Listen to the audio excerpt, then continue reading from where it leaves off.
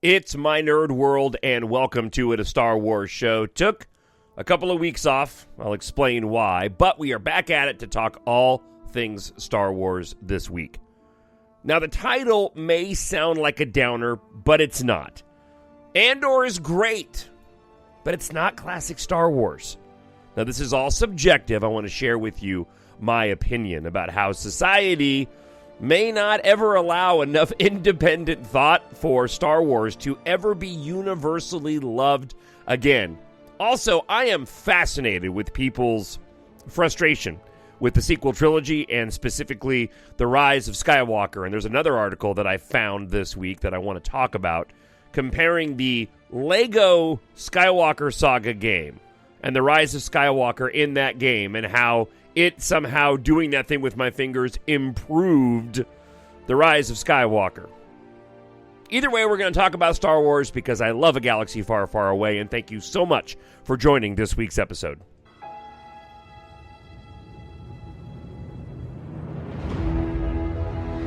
Nothing will stand in our way. I find your lack of faith disturbing. I will finish what you started. Who are you? I'm no one. There are stories about what happened. It's true. All of it. The Force. It's calling to you.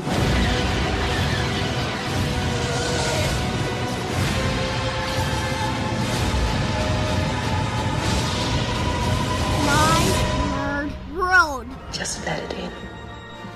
I've said it before, I'm going to say it again. There is something so special about that first trailer for Star Wars The Force Awakens. And specifically, it is that Force, that sweeping romantic Force theme, that riff on what John Williams created in that trailer. And I can still remember the shot that was used in the trailer. It was from the beginning of The Force Awakens after Rey and Finn had gotten into the Millennium Falcon and they're being chased by the TIE fighters over Jakku. And it's the forward shot of the Falcon making a sharp right-hand turn to camera with the TIE fighters firing as they trail the classic freighter. And it really does, in my opinion, speak to why I don't think that Andor, while it is a fantastic show, is ever poised to become classic Star Wars. Now, again, I want to make sure I put the asterisk on this conversation that all of art is subjective. So I want to make sure I make that point perfectly clear, because I am going to be going and criticizing individuals who are criticizing The Rise of Skywalker, and I want to make sure that, especially if you are a newer listener to this show, that you understand that I fully believe that people can love all different aspects of Star Wars. Some people can hate certain things while other people love certain things because it's all subjective. So everything that I talk about on this show, My Nerd World, a Star Wars show, and this host, Jon Justice, is subjective, and you may not agree. I just hope you're entertained by the conversation. Now, before we get moving forward, I did take a couple of weeks off, mostly just because I've been fighting my voice. It's still a little rough, and honestly, I was kind of trepidatious in even doing the show today for fear of working my voice too hard. But I feel like I'm in a pretty good spot, and I have the rest of the weekend to protect it. The illness has been kind of working its way through the house, and typically it ends up biting me right in my voice. And because of my full-time job of being a news talk host, and especially given everything that we've had to cover over the course of the past week or so, including on Tuesday last week, recording hours worth of audio all day long. It's been a little bit rough on my voice, but it had been a while since I've done a Star Wars show, and I really wanted to get into this topic today. If you want to support My Nerd World and what I do here on the show, I hope you'll go to mynerdworld.net and pick up your preferred copy of the EMBARK post-apocalyptic space opera series. And I don't typically call it that, but that's really what my series is. It is a post-apocalyptic space opera. It's the genres that I love, inspired by George Lucas, and also those classic sci-fi adventures of the 70s through the 2000s, especially those end-of-the-world stories. Is an exciting mix, for as odd as it sounds, of Fast and Furious, Star Wars, Ready Player One, and 2012. So I'll talk a little bit more about that at the end of the show. But if you like to read, and obviously you like science fiction, I hope that you will take a moment and head on over to mynerdworld.net or to Amazon.com and check out my science fiction space opera series. All right, so let's go ahead and get right into the topic this week. I want to talk about Andor and why, as a whole, it will never be classic Star Wars. This is not going to go the way you think. So let's just get right to my premise on this whole thing. I don't believe that society, modern-day society, will ever allow enough independent thought and opinion for Star Wars to be universally loved again, unless they can pull off something akin to Top Gun Maverick. Movies like Top Gun Maverick and the original Star Wars and the original trilogy, they just don't happen the way that they used to. We don't live in a world anymore that allows for society to sort of universally embrace a particular thing. Top Gun Maverick is kind of, an anomaly on that front. And even when you go and look at a successful movie like the original Avatar, being one of the films that made the most money ever, it's not really universally loved by everybody, even though a lot of people went to go see it over and over again. As an individual who grew up his entire life with Star Wars, starting at the age of 5 years old and being a Star Wars fan before I was a fan of anything, I remember back in those days of the release of the original trilogy and then the years that followed afterwards of how Star Wars was generally universally loved by everybody. This was largely due to the fact that, in my opinion, you didn't have a lot of outside influences coming in and bolstering particular negative thoughts. And there certainly wasn't the ability to go and monetize opinions and commentary the way there is now. This isn't to speak to, and I'll talk about this, the quality of Star Wars. It is just to say that the way that fandoms within fandoms have formed, it's really, really difficult for Star Wars to ever get to that spot again where it's universally loved. The one piece of content that I think you can point to is Mandalorian. And I'm going to talk a bit about that in context of Andor. Right now, Andor is pretty well liked by the vast majority of fandom, except for little kids. So you kind of have to take that element out of it. But generally speaking, it is a critical hit. For me personally, I'm really loving Andor. I think it's great. Andor continues to entertain me in what I believed needs to be labeled almost a different kind of Star Wars. This is a spy espionage type thriller, but it is lacking the things that make Star Wars specifically classic Star Wars, in my opinion. I'm clamoring for every episode of Andor. This last episode of Andor was absolutely fantastic. My 15-year-old was riveted at watching this episode. But he, like me, I don't think I'll go back and watch it again. I'm certainly not going to be desiring to go back and watch it again, subjectively speaking, because it's lacking some of those other things that what, in my view, create an overall classic Star Wars show or piece of content. It's a different flavor of Star Wars, unlike the Star Wars that drives people to the box office. Again, I don't anticipate watching Andor like I do most other Star Wars content. I can't wait to watch it again. I can't wait to see the next episode, right? But that's for storytelling reasons, not specifically Star Wars reasons. Now, we have 2 episodes left. There are shots in the trailer that allude to things that I believe you need to include into Star Wars storytelling to make a classic Star Wars. And specifically, it's the pew-pew. It's the spaceships. It's the outer space war aspect that's actually in the title Star Wars. I don't think you can escape that. It's called Star Wars for a reason. So before I get further on this commentary, let me share with you a piece of an article from Variety, taking a very glowing, it's a very glowing review and commentary about Andor that I don't necessarily disagree with, except for a couple of points. So here's a bit from this Variety article. For a show with big straight-to-video energy, an origin story for a supporting character in a one-off movie about the plot to steal the blueprints to the Death Star, the latest Star Wars story to hit Disney Plus is easily the most engrossing thing to come out of the franchise this year, if not in many years. Absolutely agree. My commentary here, Andor is what I was looking for when I mentioned that I wanted a Star Wars live-action show to be treated like Game of Thrones. Unfortunately, unlike Game of Thrones, it's missing, for lack of a better baseline term, it's lacking the Star Wars action that Game of Thrones included with their dragons and their battles. Now, back to the Variety article. Driven by a painfully nuanced performance by Diego Luna, Cassian Andor, it is out-prestiging prestige television. Palace intrigue, minus the incest of House of the Dragon. Space stuff, but it doesn't hang its hat on pew, pew, pew. And I think that's where my commentary here, that's where the story, where Andor is missing the opportunity to be elevated from great Star Wars content to classic Star Wars content. Getting back to the article, Andor is the perfect Star Wars show. I disagree. One that finally tackles the franchise's messages about fascism without getting bogged down in them.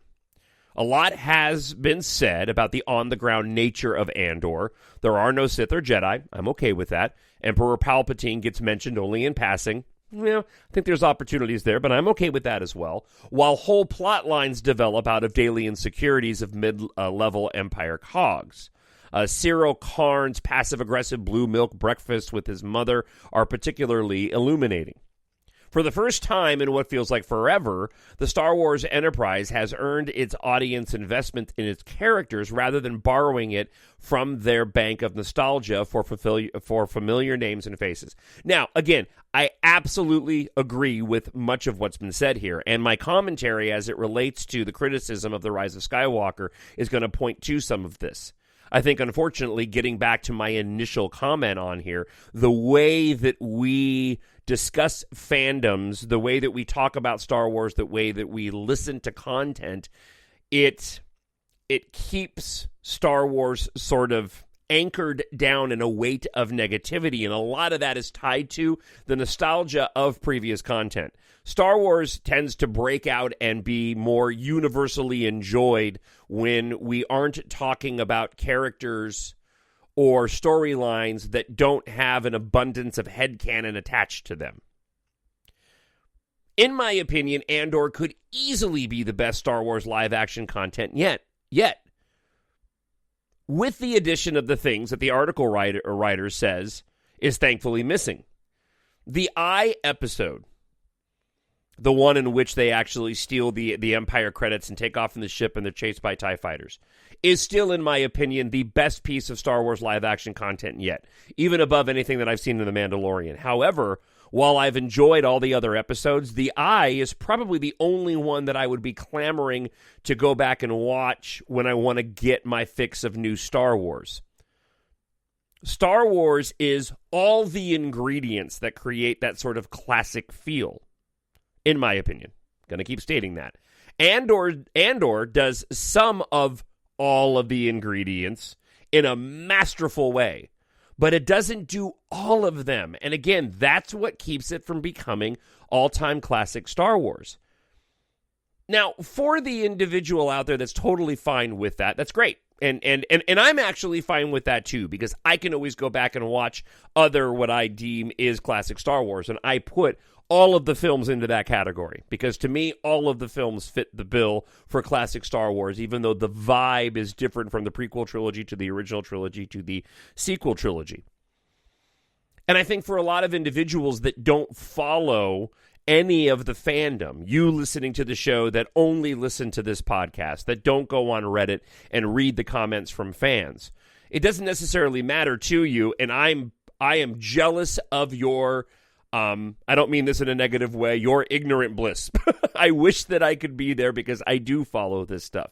That being said, all of the things that you don't pay attention to and follow are going to and are influencing the creative content that Lucasfilm is creating right now. It is influencing the Star Wars content that you're going and watching. And that's why we're getting this fragmented storytelling in terms of writing, in terms of quality of production, in terms of what age is this aimed towards. Not necessarily a criticism. I've mentioned this on other shows, but when you look at the Star Wars live-action streaming content, it's not cohesive. What we watched in Obi-Wan Kenobi doesn't feel like it's in the same universe, even though we're talking about the same universe as Andor. It just feels like it's two different types of... It's two different worlds. It's two different galaxies of far, far away. Now, some people, I think, prefer that type of storytelling. I think Andor is better, but I think Andor could really benefit and be elevated to, again, all-time classic Star Wars if it would include some of the things that Kenobi includes, and that is basically more action set pieces. I think that you could, and this is where I get into a bit of trouble because I don't ever want to sort of second-guess the quality of content and what people create. But Mandalorian is typically talked about more positively than Andor. I still hear people consistently go and elevate Mandor above, Mandor. Elevate the Mandalorian above Andor, and I think it's for this very reason. Because the Mandalorian feels more like all-time classic Star Wars. I'm waiting for that in-between sweet spot. And I think they can hit it. And I think that's where the movies fill in the gap. I don't think Andor works as well as a movie in the form that they've presented it on television. Your Andor movie is Rogue One, but what does Rogue One have? Rogue One has the pew-pew. It has the action. It follows your more conventional big-screen storytelling, whereas Andor specifically is something more akin to sort of a Jason Bourne, as Tony Gilroy is the individual who was tasked with creating those movies. It's more of a spy thriller espionage and has less action to it. I'm just a little bit bummed out that they don't have more action in it because I really think it could have benefited from that and been elevated to it by adding some of those space battles and those pew-pew elements of it as well. But what do you think? Do you think Andor can rise to the level of all-time classic Star Wars? Is it fine the way that it is? And I think it's fine the way that it is. I absolutely do think that. However, at the end of the day, again, I don't think it's going to be remembered as all-time classic Star Wars. TalkShowNerd at gmail.com is the email address, and if you happen to be listening on YouTube, you can leave a comment there as well. We are the spark that'll light the fire that'll burn the First Order down. Now, I want to choose my words carefully here as I criticize the continued rise of Skywalker negativity, right? I do love Andor, and it may have sounded like I was criticizing, and I'm not. Again, just simply pointing out that I don't think it's going to become classic like The Empire Strikes Back, for example, or as I mentioned, as well-loved as Mando, which, again, I consistently hear people say is better. All that being said, I am fascinated by people's hate of The Rise of Skywalker. I just find it incredibly interesting. I stumbled across this recent article. Lego Star Wars, The Skywalker Sagas, The Rise of Skywalker is the only good version of The Rise of Skywalker.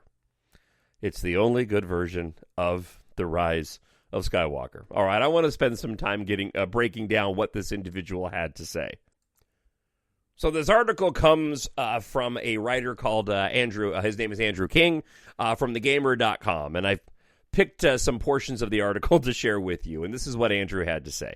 J.J. Abrams' movie is a low point for the franchise, writes the article writer, but Lego Star Wars, The Skywalker Saga makes it better. Lego Star Wars, The Skywalker Saga is a good game despite having to adapt to one of the worst blockbuster movies ever made. Then he goes on to talk about what he didn't like. The inexplicable return of Palpatine. The decision to apparently kill off Chewbacca only to bring him back shortly after. There's the decision to please neither Reylo fans nor detractors by having Kylo kiss Rey, then immediately die and disappear. And the worst of all, the choice to reverse The Last Jedi's bold decision to make Rey's parents nobodies in favor of being a Rey Palpatine. All of those moments are still present in the Lego Star Wars, the Skywalker saga, but Lego Star Wars' approach to retelling the movie's stories is perfectly calibrated to neutralize all of those decisions. Kylo's nonsense death is recontextualized here by throwing health bars on the screen, showing Kylo's health drain away as he touches Rey. Elsewhere, when Kylo says he knows what he needs to do, but he doesn't know if he has the strength to do it, Ghost Han takes his lightsaber from him as if it were a jar of pickles with a stuck lid, and he twists the top off. The game's slapstick style makes the movie's serious choices palatable. So, when the source material is weaker, Lego Star Wars is able to rise above it with a humorous distance. I think The Rise of Skywalker is an awful movie, so the game that parodies its beats works much better for me than the one that presents them straightforwardly. From front to back, the Lego Star Wars The Skywalker Saga is a goofy take on the series that doesn't take Star Wars too seriously. Who's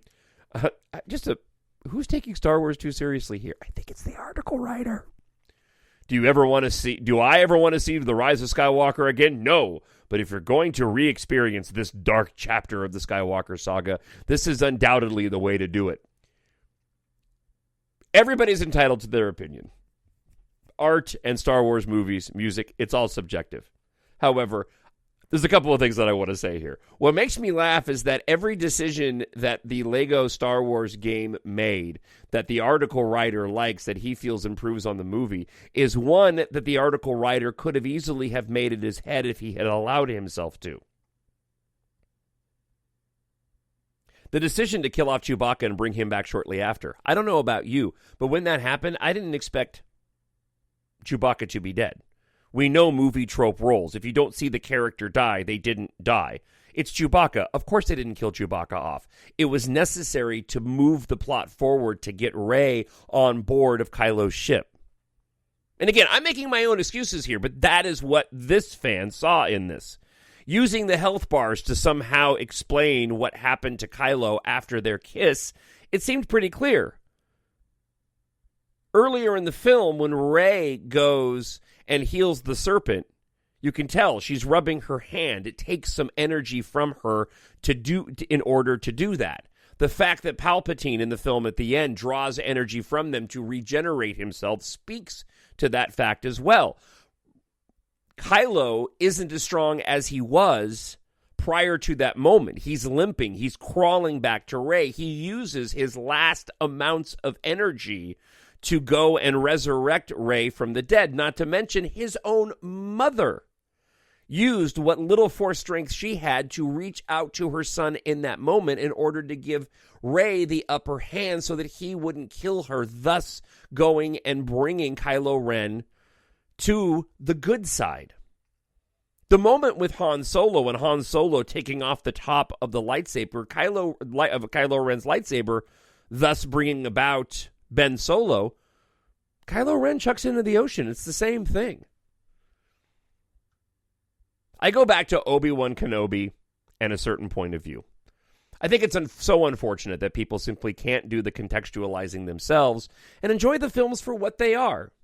It's a bummer to me because this is something that I love and I wish other people went and loved it too. But at the end of the day, it doesn't matter. Again, I am just fascinated by the negativity and kind of diving into where it's stemming from. And it goes back to much of what I talked about at the start of the show. Everyone is entitled to their opinion, but with the fandoms that we now have and fandoms within fandoms being what they are, the desire to have people's own opinions validated by others just drives the further division. Star Wars is faced with a nostalgia problem. Its storytelling, not directly connected with anything prior specifically, characters, seems to thrive. You look at The Mandalorian, you look at Andor. Regardless of viewership, we're immediately and consistently loved by the fandom across commentary platforms. Look, I'll even toss Star Wars Resistance in there and Rebels as well, even if those are demographically targeted differently than the live-action content. They're fairly enjoyed, and there's not a lot of hate or anger directed towards them, because even though they're existing in timelines we're familiar with, especially in Rebels, we're talking about characters that most people don't have any headcanon attached to. Not to mention the fact that Rebels, just straight up, in my opinion, is some of the best Star Wars storytelling out there. Then you take a look at Book of Boba Fett and Kenobi, and again, the fandom is split.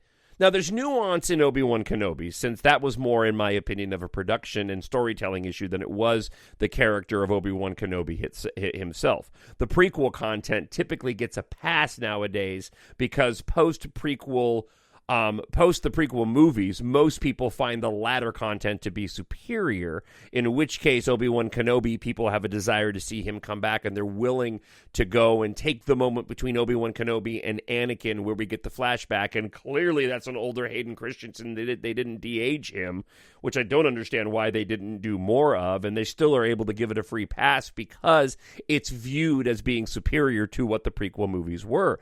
But you look at the Book of Boba Fett and what they did with this character, it didn't match the headcanon of so many individuals of a character that we didn't know the backstory for. And so when they told the story of this quasi-gangster with a heart of gold, it didn't really jive with a lot of people. And that's mostly because they did with The Mandalorian what they probably should have ended up doing with Boba Fett, but they were afraid because of what I'm laying out right now. I'm convinced that Disney and Lucasfilm and the content creators, whether it's Dave Filoni or Jon Favreau, didn't want to make The Mandalorian Boba Fett because of the nostalgia problem, so they made him The Mandalorian. But unfortunately, I think most people would have wanted to see Boba Fett be the character The Mandalorian was. The sequels out of the gate with The Force Awakens were generally well received, mostly because of the new characters, but honestly, there was too much time between The Force Awakens and The Last Jedi in this new culture that we live in of instant commentary being available for your eyes and fingertips. That led to rampant speculation and expectations. So when The Last Jedi came out, Rian Johnson turned the whole franchise on its head, and the fandom just wasn't prepared for it. So when you get to the rise of the rise of Skywalker, and the legacy characters such as Palpatine returning, and then Rey being attached to that legacy character, it's almost impossible to go and avoid criticism. The Rise of Skywalker had an impossible task that I don't think, regardless of who ended up creating it, could have avoided any sort of criticism, just because of what had happened between The Rise of Skywalker and The Last Jedi. In my opinion, people are just no longer able to sit back and enjoy the ride like we did when I was a kid watching the original trilogy, or watching The Mandalorian now, or perhaps even Andor, even despite its lack of pew-pew. Headcanon, for better or worse, has ruined the subjective experience. Look, all of this is to say that, as I've mentioned often, I think The Rise of Skywalker is a far better Star Wars movie than people give it credit for, as is the sequel trilogy as a whole. And as friend of the shows like Miranda have pointed out, on a long enough timeline, I think the sequel trilogy is going to be viewed in a much better light, just like the prequels are, than it is right now. People tend to hate the next new thing that comes along.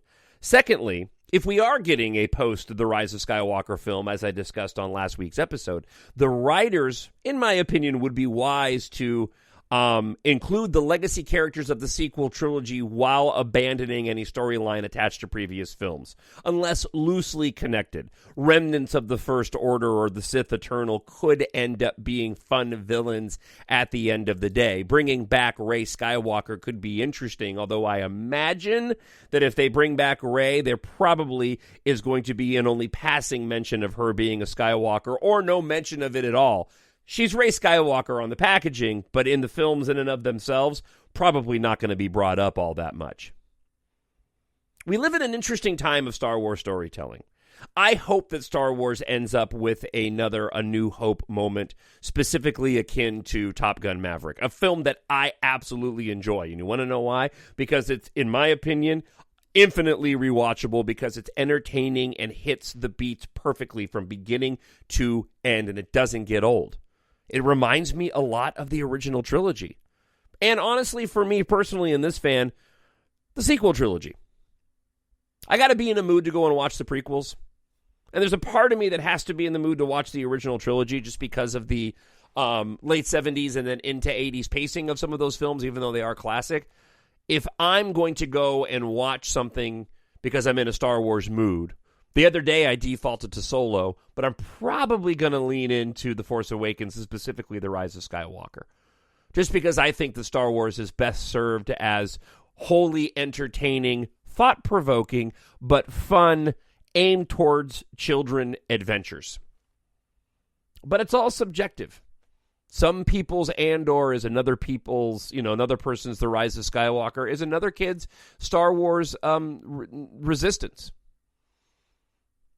It'll be fascinating to see where Lucasfilm heads the movie franchises in the future. I know they just made another announcement of somebody else that's supposed to be writing and directing a Star Wars film. It's the director of a movie that I actually love quite a bit, and so do my sons, and that is Real Steel. I think he'd be a fantastic director for Star Wars. He also did several of the Stranger Things episodes. But these, directors come and go. They get announced, and then they fall by the wayside. So it continues to sort of drive the speculation of what exactly are they doing inside Lucasfilm. I care a lot less as long as we continue getting new content. I love Andor. I'm fascinated to see where these next 2 episodes go. I can't wait to see the pew-pew that we keep seeing in the trailers that we haven't seen in the movie yet, specifically Luthen's ship going up against that retro-style disked Star Destroyer up in space over the planet that's been in all the trailers that we just haven't seen yet. That episode, depending on how much spaceship action we get, could potentially surpass The Eye, but we'll wait and see if it ends up bringing in those classic Star Wars elements. It's funny, a lot of people have praised Andor for not being fan servicey, and I guess my argument here is, hey, we could do with a little bit more fan service to make it a more rounded Star Wars show, even if it is spectacular, and every single episode I'm begging for the next one. TalkShowNerd@gmail.com. That's the email address. Before I let you go, please go out, if you haven't already, check out my science fiction post-apocalyptic space opera series. Follow a ragtag squadron of pilots and one reluctant hero on a journey of survival from Earth to the far reaches of space as they fight for humanity's future among the stars. Treat yourself, a friend, or a family member with science fiction. It's written for adults, but great for ages 11 plus. Buy EMBARK Book 1 today in your preferred copy, ebook, paperback, hardcover, or audiobook. As Earth faces its end, the fight to rule the stars begins. If you like your science fiction post-apocalyptic space opera to be epic, filled with a little bit of romance and a ton of action, then EMBARK is perfect for you. It's on Amazon.com. Search for Jon, Jon Justice, and EMBARK. Don't go for the doggy products. There's a product line out there for animals called EMBARK. No, search for EMBARK, Jon, Jon Justice, or head on over right now to mynerdworld.net. All the available links are right there on the homepage. I hope wherever you are happy, you are healthy. Most importantly, you're safe. And we'll talk to you again next week from a galaxy far, far away. The Force will be with you, always. My Nerd World.